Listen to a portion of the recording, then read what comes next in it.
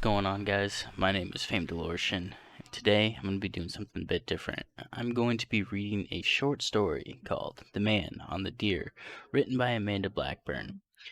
I found this story on Reddit, so in the description there's going to be a link straight to her page. Show her some support, read some of her other scary stories. They'll leave a tingle running down your spine. The Man on the Deer.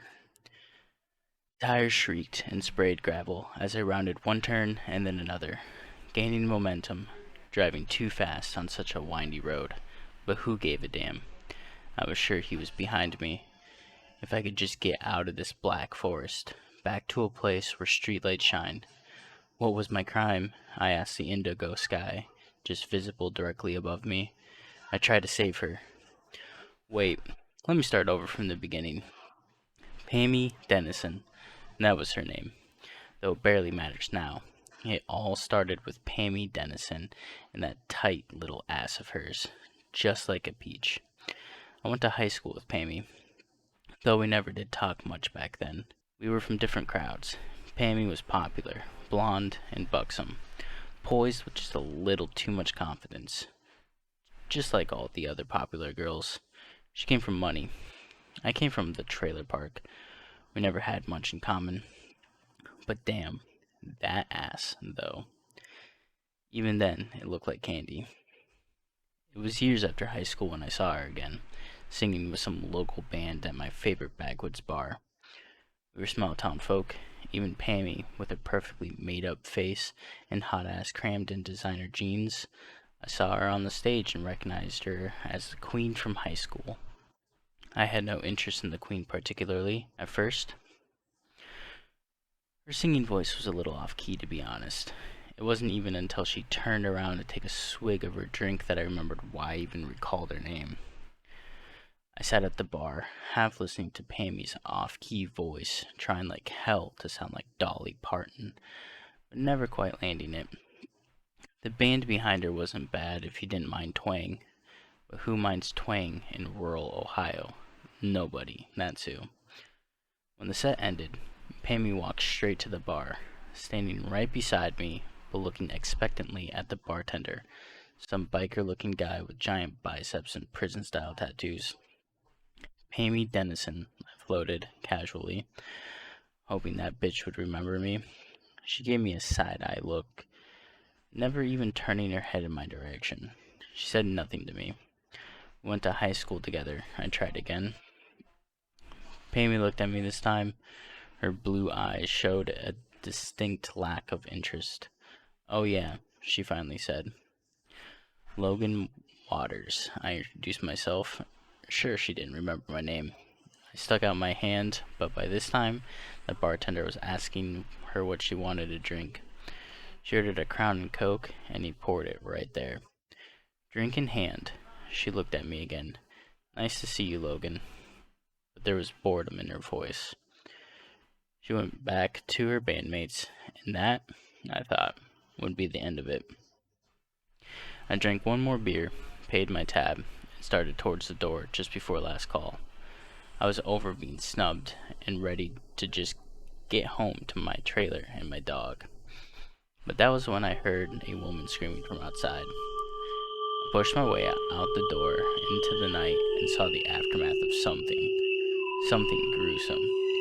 Amy, the queen herself, was on her knees, bent over like she was throwing up. Her long, blonde hair, matted with blood, obscured her face. She was wailing in pain or horror or both. Even in the state she was in, however, I found myself again checking out her ass. Weeks passed, and I went on about my life, not thinking much about her. She had pretty much stuck her nose up at me, so why should I give a shit what happened to her? I didn't. I went about my days, working at the can factory, and came home to my one-bedroom trailer, my ever-faithful companion, a beagle named Steven. I would pet Steven, watch reruns of Baywatch some nights. On weekends, no, I went to the bar. Didn't exactly seek news of what happened to Pammy, but talk circulated. I couldn't help but hear some of it. It was the bartender whose name I had learned was Mike, talking to one of her bandmates, the guitar player, I think. How bad is it? Her face, stammered the guy, whose name I never bothered to learn. It's bad. Real bad. They're going to try to do reconstructive surgery, but she's never going to look the same. Damn shame, said Mike. I've never heard of anything like it.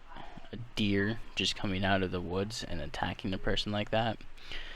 Upon hearing this, I was both baffled and interested. A deer. A deer had mangled the queen's face. A rabid deer. I wondered, but found no answers in my head. I drank until last call again, then drove home. Months later, the summer gone, the trees barren in the last month of autumn, I drove to the bar again. Nothing new, I know, but this time I saw her. It was Pammy. Everyone in the bar applauded her when she came in, but she had changed. It was obvious. Her once pretty face had been skewed and mutilated. Her nose was mostly mashed in. One of her blue eyes was gone, I assumed. She wore a white patch over the place where it had been. But still, god damn, she still had that sweet, sweet ass. Everyone at the bar, it seemed, took turns talking to poor Pammy. But no one could ever look her straight in the face. No one but me. I didn't really like what I saw, but I knew if I ever wanted to tap that, I would have to look her in the eye and seem like I cared. Pammy Dennison, I said as soon as I got my chance. She looked at me this time and seemed taken aback to see me looking back at her. Yes, she answered timidly, a completely different woman than the bitchy queen I had seen months before. She had a slight tremor to her that was constant, and her posture had slumped. She knew no one wanted to see her face, and she hanged her head sadly. Are you still singing? I didn't really give a shit about her off-key singing, but I had to start somewhere. No, I haven't sang since the deer, she trailed off, then tried to smile at me. With the scarring on her face, the warp in her mouth, it was a difficult expression to pull off. I couldn't help but feel sorry for the former beauty queen. She had been small-town royalty, and knew what she had lost. It was written all over her damaged face. I, on the other hand, had never been pretty, or handsome, or very special to anyone besides my mother and Stephen, my dog, and I couldn't imagine how it must feel to fall so far. Then she started to cry. Let me take you home, I said. I was drunk, but I made the drive to Pammy's house. A long, winding effort on back roads through the tangled forest. By this time in my life, I felt like I was a pro at drunk driving.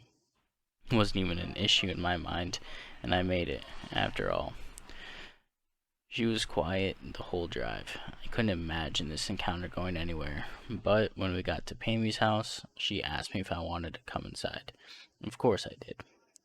Both of us, more than tipsy, we staggered to her house where she lived, apparently alone. It was a decently sized house, a mansion compared to my one-bedroom trailer, but I acted unimpressed. No reason to bloat her ego, even in the state she was in. I was pretty sure I was about to get laid, and yes, I did. I'm not gonna go into the details. I am a gentleman, after all, but it was pretty damn good. I didn't stay the night, however. No reason to get her hopes up about feelings and shit, and I knew Stephen would need to go outside, so I bid her adieu after leaving my phone number, hopped back behind the wheel, still wrecked out of my brain, and began to drive home. It was a long journey down thin gravel roads and around sharp bends. I was driving meticulously slow due to my drunkenness. I was the only car on the road, it seemed. I started to get disorientated about which way was home. I stopped in the middle of the road, if you want to call it that, and turned off my radio. I felt like maybe the classic rock station was distracting me, and I needed to get my bearings. The road ahead was long and curved.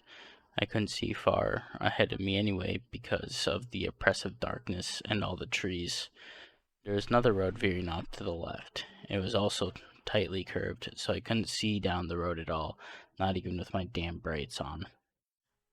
As I sat there, too drunk and trying to think, I heard something clicking on the road. I assumed it was a deer. This was Ohio, after all. And it was a deer. A buck, in fact. I would see within seconds. But it wasn't just a deer. I swear to God, there was a small, shriveled, balding man riding on that damn deer, squatting on its haunches, clasping in his hands the deer's prized rack. The deer was only walking at this point, and in the bright of my headlights, I could see it all too clear. The man was naked, save for a loincloth, and he had a menacing leer, not to mention his size. He was way too small to be a human man, I thought, but what the hell else could he be? He was tiny, but frightening nonetheless. As my headlight reflected the white in his eyes, he looked at me and smiled as though he could see my bewildered face in the dark. The deer stopped, its glossy black eyes also staring at me, I was sure. I couldn't tell you why this man on a stupid deer scared me, but it did. His facial expression was so fierce, and none of it seemed real. Maybe it wasn't, I told myself. Maybe I was experiencing a hallucination from alcohol poisoning or something, but I couldn't really tell you if that was possible. Then, with his right hand, he let go of the deer's antler and pointed a bony finger at me. I revved my engine. I didn't know what else to do. The deer turned and left gracefully off the road, the man clinging to the animal's antlers, riding on its back as though it were somehow easy, and disappeared from my sight so fast I had to wonder if the whole thing was just my imagination. I drove home, taking the road to my left, which turned out to be correct. 20 minutes later, I was walking to my front door, and Stephen was jumping on me with excitement. My imagination, that had to be it, I was sure. I was putting in long hours at the factory and drinking at night. Perhaps the lack of sleep was getting to me. I got Stephen on his leash, took him outside. The night was quiet. The darkness was all-consuming. I thought of that brief image, the tiny old man on the deer, and I unconsciously shivered. I took Stephen back in after he did his business. I took off my pants, microwaved a TV dinner, ate it, and went to bed. Sleep did not come. I stared at the shadowed ceiling above me, feeling uneasy. I just kept thinking about what I had thought I saw out there. What in the hell could it have been? It's maybe 8 o'clock in the morning when my cell phone started vibrating furiously on the end table next to my bed. I tried to ignore it at first, but then it occurred to me that it could be my mom. So finally I reached for it, but the name on the screen wasn't Mom, it was Pam. Pammy Dennison was calling me only hours after our encounter. Had I left something at her house? I answered, feigning like I had just woken up. Logan? She asked as though she didn't know. Her voice trembled. She sounded like she was crying. Yes, I answered tentatively, worried that this was something about her stupid emotions. I need to tell you something. I need to tell someone something important. You're going to think I'm crazy, but I'm so scared. Can you please come back? Annoyed, but still remembering the shape of her ass, I acquiesced. Put on my pants, took a drink from a bottle of cheap whiskey that I had, and set out on the road again. The drive seemed longer, but it really only took me a half hour or so to get to her place. I approached the door and knocked, but she didn't answer. I pressed my ear to the door and listened. I could just hear her sobbing. I tried the knob. The door eased open. Inside, Pam's front room opened into a large, dark living room. There was a light coming from behind a closed door to my right. I walked to the door and knocked gently. Pammy? Logan? She said softly from the other side of the door. Yeah, it's me. I heard her slide back from the door, apparently sitting on the floor. I turned the knob gently and stepped inside the sizable white bathroom, splashed with mud. Amy huddled on the floor, squeezed between the white porcelain toilet and the wall, also white. She was naked, shivering, wet, Her hair stringy with moisture hung in clumps in her scarred face. Her knees were pulled to her chin. Her knees were pulled to her chin, her arms hugging her legs. I looked at her and felt a pain of something. Compassion, I think, though I couldn't tell you for sure. I looked around the white bathroom. I looked around. The white bathroom had been ransacked, it seemed. Her hair dryer, makeup, shampoo, and shower curtain. Her hair dryer, makeup, shampoo, and shower curtain were all tossed haphazardly on the wet floor. There was mud around in clumps and in footprints. Not human footprints, though. They looked like deer tracks, and they circled around and around the room, everywhere. "Are you okay?" I asked stupidly. Pammy was rocking, still squeezing her naked legs against herself. She gasped hard, but did not speak, not at first. Finally, her voice came, frail but shrieking. "He was here, in my house, in my house!"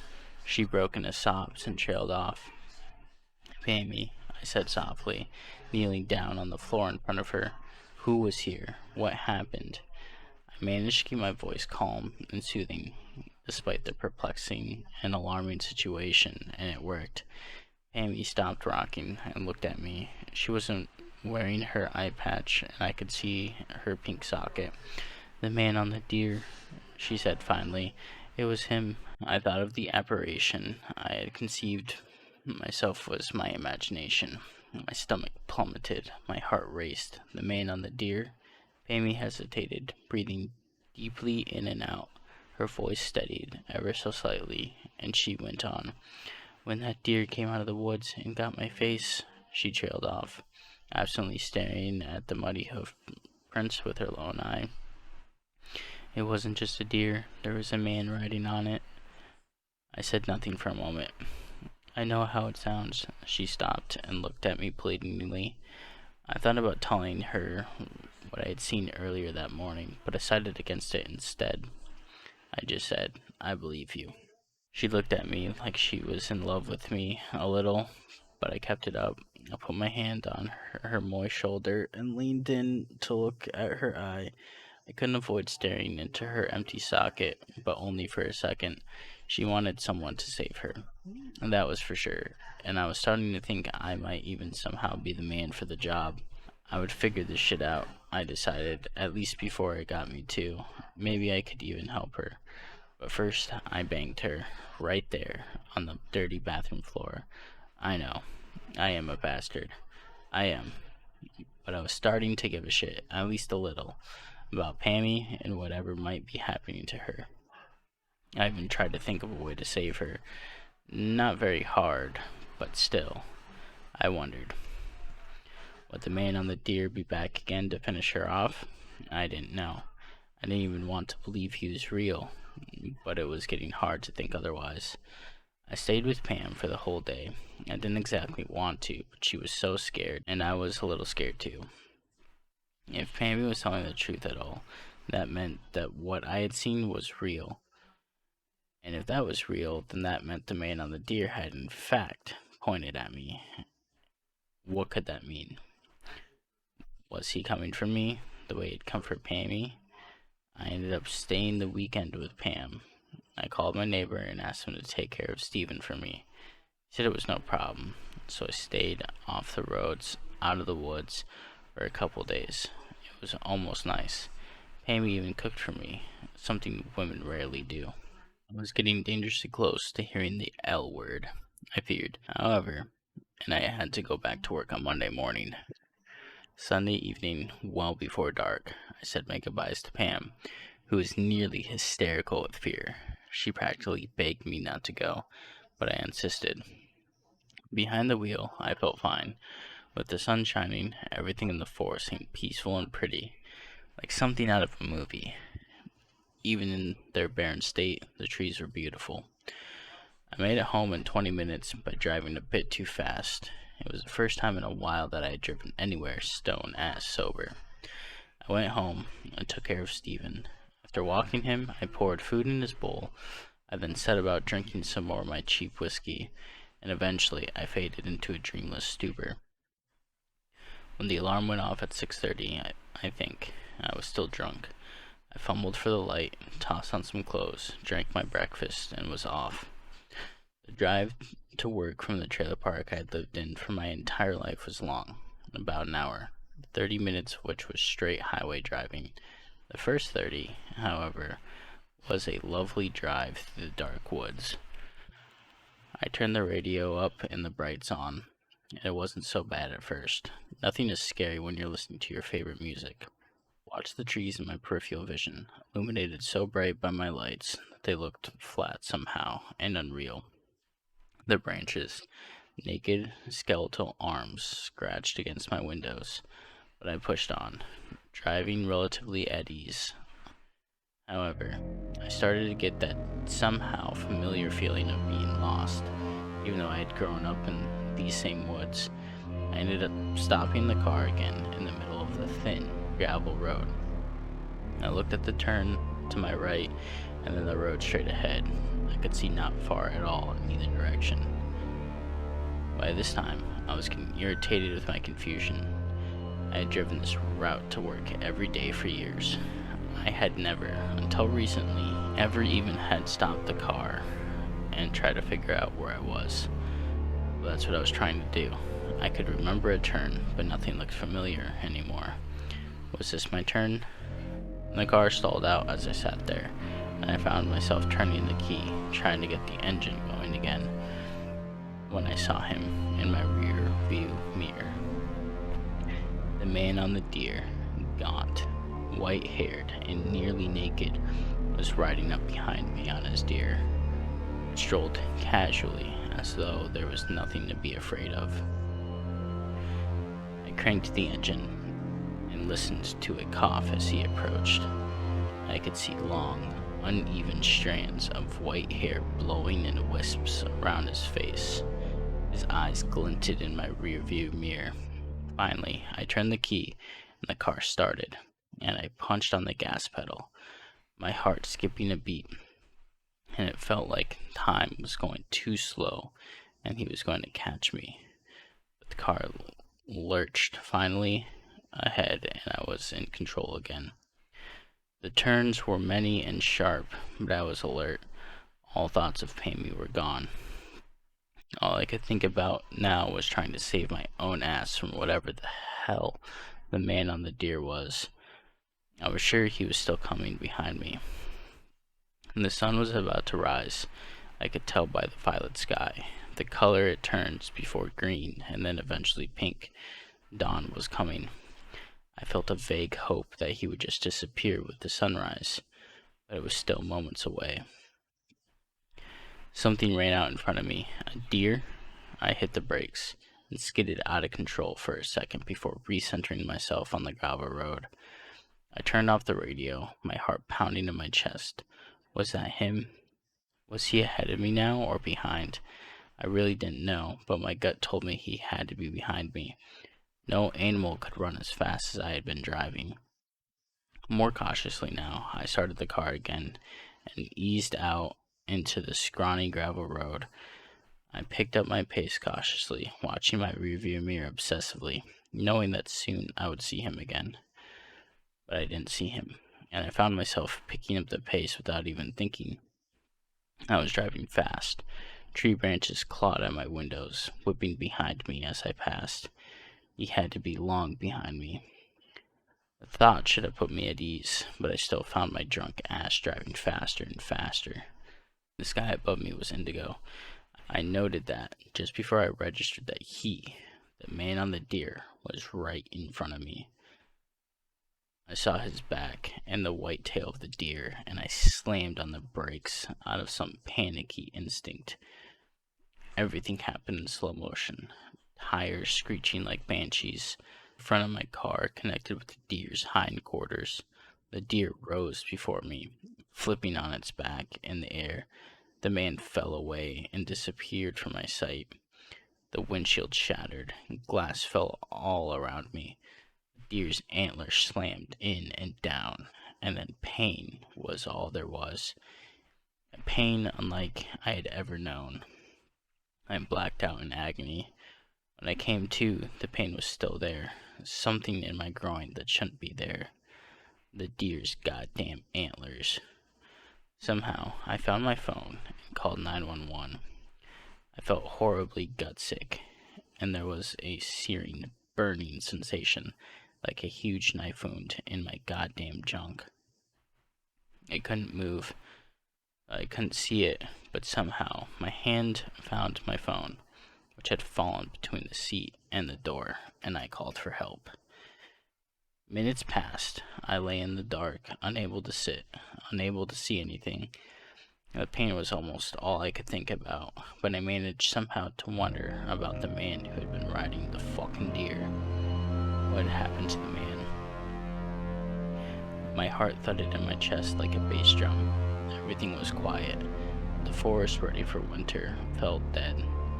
I didn't hear any birds or crickets or anything. Where was the man? I struggled like hell to sit, and I managed to almost sit halfway up. I paused there for a second or two, peering into the darkness on the other side of the window.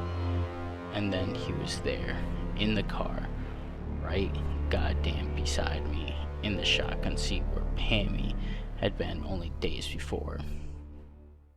And he leaned in. He whispered, and he told me we would never have peace. And I understood. Even as the sight of his face faded to black, even as I opened my eyes again to flashing red light, I could see it on the car ceiling. EMTs came. I faded again. Do I get to keep the meat? I joked, feeling like a blade was twisting in my dick while they pulled the thing out. What? A middle-aged black EMT man opened my door, then wrapped a burly arm around my shoulders. The other man, who was somebody else from my high school, I couldn't tell you his name, grabbed my legs. The two of them together lifted me out, and the guy I went to high school with said, "What are you talking about? What meat, Logan?" The deer, I coughed, closing my eyes, trying to laugh at it all somehow. "And there is no deer, Logan," he answered seriously. I turned my head, which actually hurt quite a bit to do, and saw only a tree. I had hit a tree. There had been a tree branch lodged in my junk. They loaded me on a stretcher and put me in the ambulance. I could still hear that old man whispering to me, and none of it made any sense at all. Months passed. Fall turned to winter, and a new year came. There was snow everywhere, icicles hanging like glass wind chimes from all the branches in the tangled wood I called home. I forced myself to go to the bar and get blackout drunk, rather than doing so at home again. I had to get a ride with my neighbor on account of me having lost my license to a DUI, but anyway, it was good to get out of my place for a while. Pam was there. She sat with me, and we drank and smoked cigarettes. We had to call a cab to get to Pam's place, her goddamn mansion in the woods. I walked her inside, but there was no joy in my step this time. No hunt, no conquest, no prize ever again. Instead, we sat on her couch and watched TV. To be honest, I don't think we were even watching it. We just stared blankly, trying in vain to focus on the late night movie, some horror flick from the 50s. "Do you think he'll come back?" And Pam asked out of nowhere. I shrugged before turning to see that she was crying. "I used to be so pretty," she sobbed. It was the first time I had seen her openly mourn her beauty. I felt genuinely bad, for now I understood what it was like to lose something and completely knowing what you lost. There is no life after castration for me, just as there is no life without beauty for the queen. Pammy Dennison, there is no need to kill us, I sickly realized. Our suffering will not be snuffed out so easily, but the man on the deer deals in judgment, and he knows there are fates worse than death. So I hope everybody enjoyed that as much as I did. Really great piece of writing. Kind of has a couple different meanings and interpretations. I want to hear what you guys think the interpretation from your point of view means.